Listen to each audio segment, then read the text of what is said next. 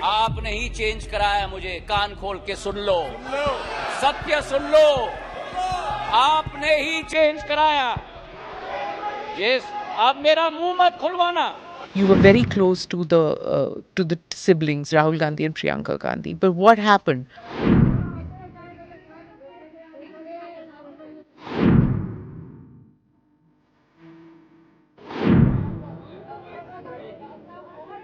And you have a leader who is not only inspiring but is very committed to the cause of public service, committed to the cause of the idea of India.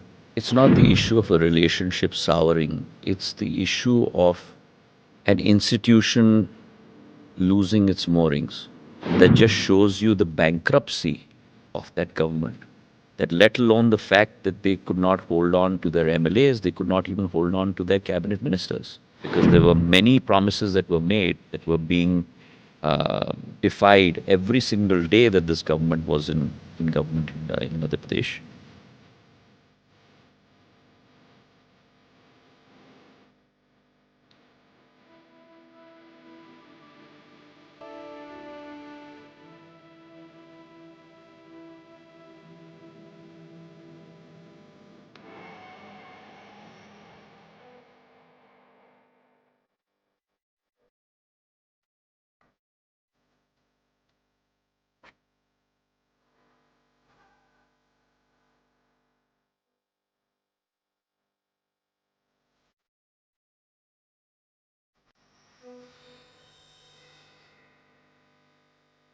I thank the party for the opportunities and the time that I got to serve through the party.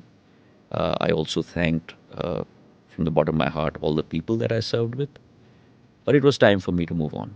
But you didn't take the plunge on your own. You took people with you. You broke the party.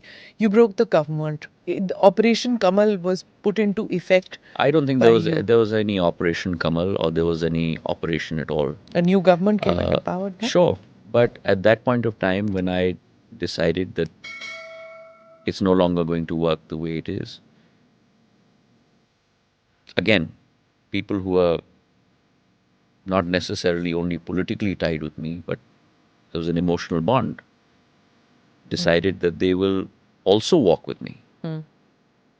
And mind you, and I'd like to make this very, very clear in this conversation with you, that you have seen many cases in the history of politics of India where Smita Prakash ji has gone from X to Y and Jyotiraditya Scindia has gone from Y to Z. But there are very few cases where this has happened within 15 months of a government being formed. It's generally always the case that people move 4 months before an election or 6 months before an election. 15 months after a government has been formed, and that too after 15 years. And those who left with me, 25 of them, 6 of them were cabinet ministers in that government. And that just shows you the bankruptcy of that government. That let alone the fact that they could not hold on to their MLAs, they could not even hold on to their cabinet ministers. Which also shows the persecution that probably went on within that government. Versus not only the public at large, because there were many promises that were made that were being defied every single day that this government was in government in Madhya Pradesh, but also people were being persecuted. And therefore, at some point of time, people also decided to call it quits. And all of them, mind you, went back to the people.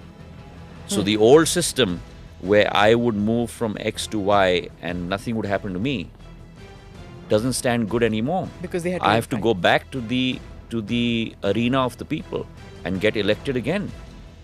And out of we had 29 by-elections, of which 28 seats were with the Congress. So 28 seats lay with the Congress party. The Congress party could retain only 9 of those seats.